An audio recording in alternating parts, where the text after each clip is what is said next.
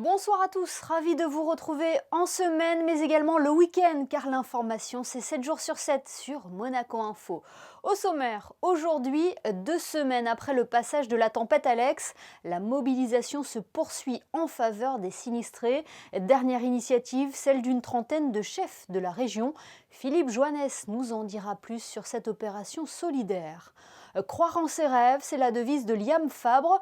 Ce monégasque de 20 ans vit de sa passion, il est cascadeur. Il partagera avec nous son parcours et ses ambitions. Dans ce journal également, nous parlerons engagement éco-responsable et nous vous dévoilerons le coup de cœur de la médiathèque de Monaco de cette semaine. Mais avant cela, un mot de sport avec vous Frédéric Elion. Débutons par du football et la 7e journée de Ligue 1. Frédéric, l'AS Monaco reçoit Montpellier demain à 15 h. Un match qui a failli ne pas se jouer, Émilie, puisque Montpellier a annoncé dans un premier temps 12 cas positifs au coronavirus, dont 8 joueurs, avant de nouveaux tests qui n'ont révélé seulement que 2 cas positifs au sein de l'effectif. Un contexte forcément un peu étrange pour préparer une rencontre. I agree, it is not easy to prepare the game on Sunday, but we are expecting that we play. So we are doing everything to be focused, and we watched Montpellier. We know they play 5 in the back. We know the players, but some of the players are positive tested. So we must now implement the new players. But at the end, I think they're going to play the same formation. The formation was very successful, not only in this season. In the past, was also successful, so I don't see a reason that they're going to change. Et sachez qu'après cette conférence de presse, les dernières recrues de l'AS Monaco ont été présentées aux journalistes. Le gardien Vito Mannone et le jeune milieu défensif Florentino Luis. Sport toujours en Formule E, le team Rocket Venturi Racing vient de révéler le nom de ses 2 pilotes pour la saison 7. Avec un changement par rapport au duo de pilotes de l'an passé, Émilie, si Eduardo Mortara, qui avait remporté le e-prix de Hong Kong en 2019, rempile pour une 4e saison consécutive avec le team monégasque, Felipe Massa cède son volant à Norman Nato. L'Antibois passe donc de pilote réserviste à pilote titulaire pour cette saison 7. Premier rendez-vous, le e-prix de Santiago au Chili, le 16 janvier prochain. Voilà pour ce chapitre sport. Un mot à présent sur cette vente caritative organisée par les Anges Gardiens de Monaco, Frédéric. Une vente qui se déroulera mercredi prochain, le 21 octobre de 10h30 à 13h devant le magasin Decathlon à Fontvieille. Vous pourrez venir acheter l'emblème de l'association, le Panama, l'Angelino rouge et blanc ou encore des chocolats. Les dons récoltés seront exclusivement utilisés pour aider les personnes vivant dans la précarité. Autre témoignage de solidarité envers les sinistrés de la Vésubie cette fois-ci. Oui, Émilie, une trentaine de chefs s'est mobilisée pour offrir 3000 repas aux personnes résidant dans les zones sinistrées après le passage de la tempête Alex. Une chaîne de chefs de la région s'est rapidement formée pour mettre en place cette initiative. La démarche a été soutenue par la Société de Banque de Monaco qui a remis un chèque de 20 000 € à l'association Fonds d'urgence Tempête Alex. Et vous venez de le dire, Frédéric, une trentaine de chefs de la région s'est mobilisée pour apporter un soutien aux sinistrés des vallées touchées par les intempéries qui ont frappé le département des Alpes-Maritimes il y a 2 semaines. Parmi eux, 9 chefs de la principauté. Nous sommes avec l'un d'entre eux ce soir. Bonsoir Philippe Joannes. Bonsoir Émilie Rousseau. Racontez-nous comment s'est créée cette chaîne de solidarité. Écoutez, c'est une histoire de discussion entre 3 chefs à la base, Christophe Baquier, Mauro Colagrico et moi-même. On avait tous une volonté de participer à une action solidaire et pouvoir exporter notre volonté de faire plaisir jusque dans la vallée. Et donc, tout de suite, vous vous êtes dit, ensemble, il faut se mobiliser pour les sinistrés. Vous aussi, apporter un geste de solidarité. Là, l'idée, c'était de faire 100 plats chacun. 100 plats chacun, soit de l'entrée, soit du plat, soit du dessert. Les boulangers ont participé, les pâtissiers ont participé également et bien évidemment les cuisiniers. Donc, ce qui représente... Voilà, combien de repas ont été distribués? Alors 3400 plats ont été réalisés et ont été distribués individuellement à chacune des personnes que l'on a pu voir. Vous avez réalisé cela en plus de vos fonctions de chef? Oui, dans cette opération, j'ai eu un rôle plus rassembleur et logisticien que chef de cuisine. Par contre, l'ensemble des chefs qui ont souhaité participer de la Société des bains de mer à Monaco ont, eux, pour le coup, vraiment réalisé chacun leur plat et ont été présents et se sont associés à cette initiative. Et quel a été l'accueil sur place, Philippe Joannès? Je n'avais vu que les images à la télévision. C'est vrai que quand je suis arrivé sur place, on a commencé par déposer à Saint-Martin-Vésubie. On a rencontré des gens qui étaient très, très accueillants, fatigués, un village triste, normal. Donc l'accueil a été vraiment très, très, très chaleureux. Les bénévoles de la métropole qui m'accompagnaient aussi étaient vraiment présents pour pouvoir faire en sorte d'organiser les choses jusqu'au bout, parce que c'était notre volonté.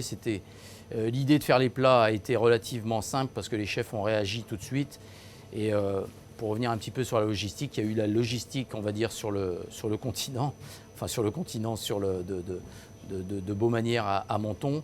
Et ensuite, il y a eu la logistique du départ vendredi matin à 7 h, des camions qui ont mis chacun 4 heures de route, deux camions 19 tonnes, c'est énorme en volume, pour arriver au premier site qui est Saint-Martin-Vésubie et au deuxième Rocabillière. Et ensuite, d'autres petits moyens de locomotion ont été affrétés pour pouvoir essayer d'aller dans certains villages assez proches où on pouvait s'y rendre. Encore accéder. Est-ce que vous comptez reconduire l'opération? On a donné l'envie de cette chaîne solidaire de chefs. On parle beaucoup des 34 chefs qui ont participé, mais on a plus de 100 chefs qui ont tout de suite intervenu quand ils ont commencé à avoir cette dynamique. J'espère que d'autres suivront cette action ou une autre action de toute façon pour pouvoir essayer de nous rendre utiles. C'est quand même notre priorité en tant que chef de cuisine de vouloir faire plaisir, c'est notre quotidien. Et je pense que oui, d'autres actions vont être réalisées naturellement, peut-être différentes, mais en tout cas la volonté est là pour que tout le monde participe. Merci beaucoup Philippe Joannès d'avoir été avec nous pour nous parler de cette belle solidarité des chefs de la région. Merci beaucoup. Merci à vous. Et le reportage qui suit aurait d'ailleurs beaucoup plu au chef Philippe Joannès. Des potagers bio ont été installés dans différents établissements de la Principauté. L'occasion pour les enfants de renouer avec la nature en pleine ville, mais pas seulement. Plus de précisions dans ce reportage de Juliette Rappert et Orazio Gaggino. Suite à la signature tripartite sur l'engagement éco-responsable, des potagers bio se sont installés au sein des écoles du parc, de la Condamine, de Fontvieille, du lycée technique et hôtelier de Monaco, ainsi que du centre de loisirs Prince Albert II, au profit des élèves. Et ça, c'est des ateliers qui vont se faire tout au long de l'année. Et comme ça, ils pourront voir et croître leur travail. En fait, tout au long de l'année, ils verront de la graine qu'ils auront plantée au printemps jusqu'à le plant de tomates en été. Donc c'est ça, vraiment l'évolution, c'est de pouvoir apprécier son travail, se sensibiliser à la terre et aux bienfaits qu'elle apporte. La signature tripartite s'est faite aux côtés de Madame Isabelle Bonal, directeur de l'Éducation nationale, de la jeunesse et des sports, Monsieur Olivier Venden, vice-président de la Fondation Albert II, et de Madame Sbaralia, fondatrice de la Société Terre de Monaco. Cette convention a pour but de permettre aux élèves, dès le plus jeune âge, d'interagir avec la nature et d'être sensibilisés à la connaissance des produits consommés et de leur redonner goût aux fruits et légumes. Et les petits, je dois dire, m'impressionnent parce qu'on leur donne le goût de manger des légumes, ce qui n'était pas le cas avant. Donc moi, je les ai sentis très motivés, très fiers, très contents, parce qu'à partir de cette heureuse initiative, je me rends compte qu'ils font attention à leur ligne, au bien manger, et que maintenant, à la cantine, c'est moins difficile de leur faire manger des légumes et des fruits. À cette occasion, la Fondation Albert II a remis aux élèves un jeu de cartes rappelant les principaux objectifs de développement durable fixés par les organisations des Nations Unies à l'aide d'Emoji, un jeu de cartes qui sera par la suite distribué à l'ensemble des élèves de la Principauté. Faisons à présent plus ample connaissance avec un jeune homme déterminé et plein d'avenir. Liam Fabre est en train de réaliser son rêve d'enfant, celui de devenir cascadeur. À 20 ans, il réalise sa 2e année de formation dans l'une des rares écoles de cascade. Il est avec nous ce soir. Bonsoir Liam Fabre. Bonsoir. Comment est née cette passion, cette envie de devenir cascadeur? Depuis tout petit, en fait, je regardais les combats de catch, les films d'action. Donc j'ai toujours eu cette envie de continuer à regarder les films d'action, les combats, les chutes et tout ça. Et donc mes parents m'ont dit que c'était des cascadeurs. Et depuis, j'ai un peu ce rêve en tête.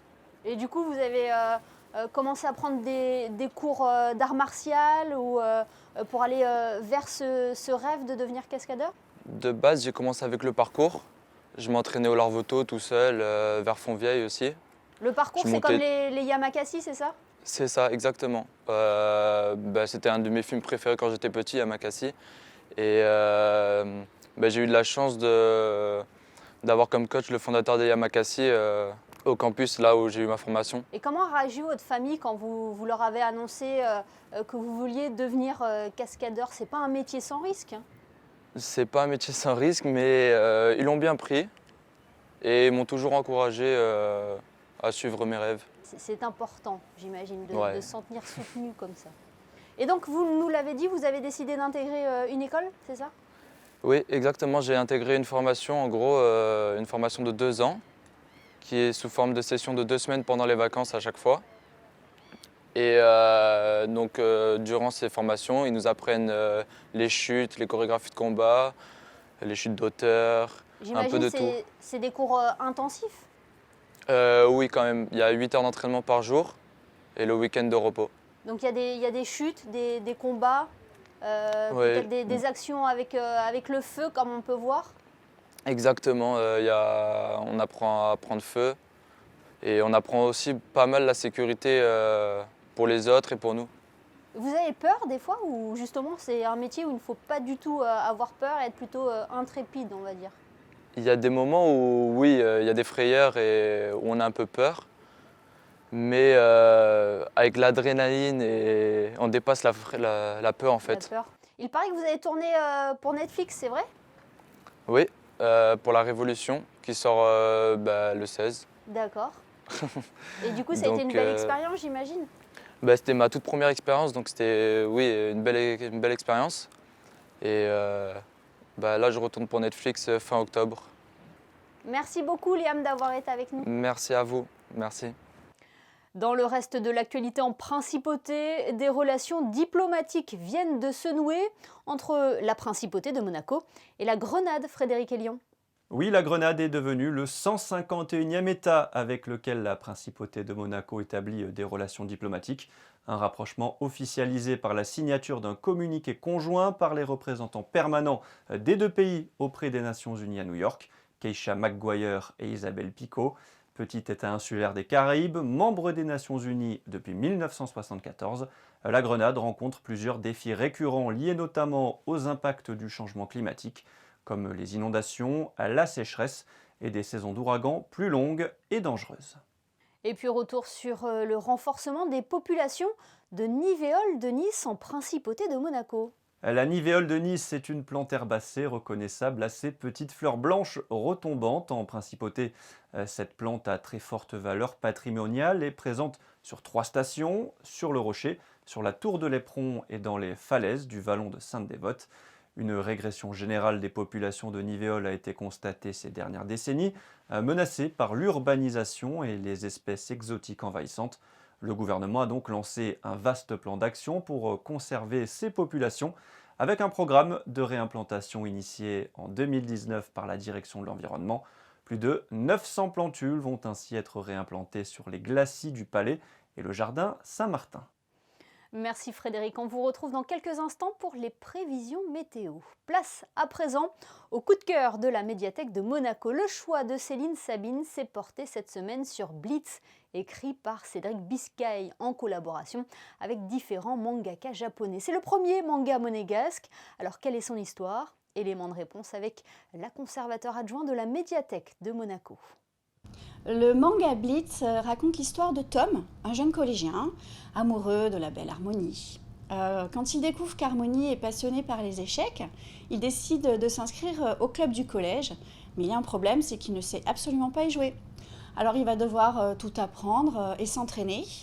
Et lors de ces entraînements, il découvre une machine de réalité virtuelle, un casque de réalité virtuelle, qui lui permet de découvrir tous les secrets du plus grand joueur d'échecs au monde, Garry Kasparov.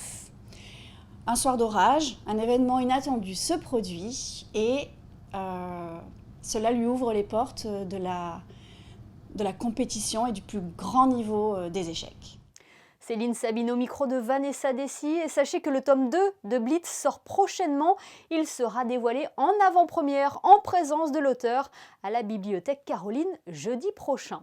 Avant de nous quitter, un mot sur la météo. Quelle est la tendance pour dimanche, Frédéric ? Sensiblement la même chose par rapport à samedi, Émilie, avec une journée bien ensoleillée et quelques rares passages nuageux par moment. Côté température, il fera 11 degrés le matin et 16 l'après-midi. Le soleil se lèvera à 7h47 pour se coucher à 18h43. Dimanche 18 octobre, nous fêterons la Saint-Luc. Merci Frédéric et merci à vous de nous être fidèles chaque soir, y compris le week-end. Fais de ta vie un rêve et d'un rêve une réalité. Citation d'Antoine de Saint-Exupéry, une citation qui a sûrement dû motiver Liam Fabre dans ses choix. On se quitte justement avec les photos du cascadeur monégasque en pleine action. Photo signée Michael Alési. À demain pour le best-of de la semaine.